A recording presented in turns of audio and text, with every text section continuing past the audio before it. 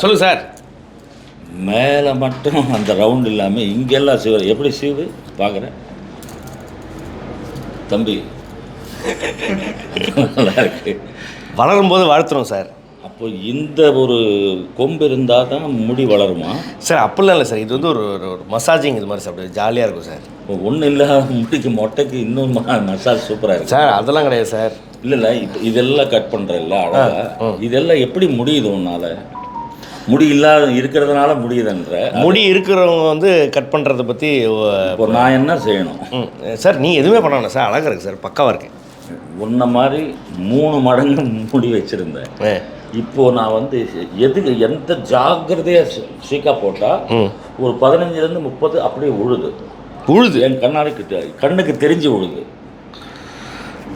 உனக்கு ஏதாவது உனக்கு அப்படி அந்த மாதிரி உழுமா இல்லாட்டி அங்கேயே நிற்குமா? சார் இல்லை சார். எனக்கும் உழுது சார். எனக்கு வந்து பார்த்தீங்கன்னா ரொம்ப சாஃப்டாக கோர முடின்னு சொல்லுவாங்க. ஒரு 10-15 விழும் சார் ஒரு நாளைக்கு. நான் சொன்னது அதுதானே தமிழ். சரி.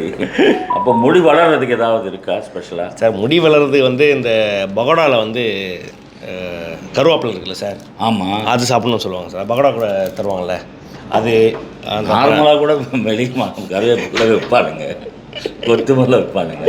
பச்சையாக சாப்பிடணுமா? நீங்கள் திடீர்னு வந்து இப்படி கேட்கும்போது எனக்கு என்ன பண்ணுறதுன்னு தெரியல சார். நீங்களே சொல்லுங்கள். எனக்கு முடி வளர்கிறதுக்கு என்ன பண்ணணும் சார்? நீங்கள் சொல்லுங்கள் சார். இருக்கிற முடியை காப்பாற்றிக்குங்க. ஓகே. இல்லாதவங்க சந்தோஷமாக டெய்லி தலைக்கு மேலே குளிங்க. சூப்பர். இதுக்கு மேலே வார்த்தையே கிடையாது. உன் ஹேரை பார்த்து நான் சந்தோஷப்படுறேன். நீ அதை எடுத்துக்கோ. தாடி ஒரு வரிசீவு. சந்தோஷப்பட்டேன். பாய். எதுக்கு வந்தார், என்ன சொன்னார் ஒன்றும் புரியலையே. சரி வெயிட் பண்ணுங்கள், ஏதாவது சொல்லுவார்.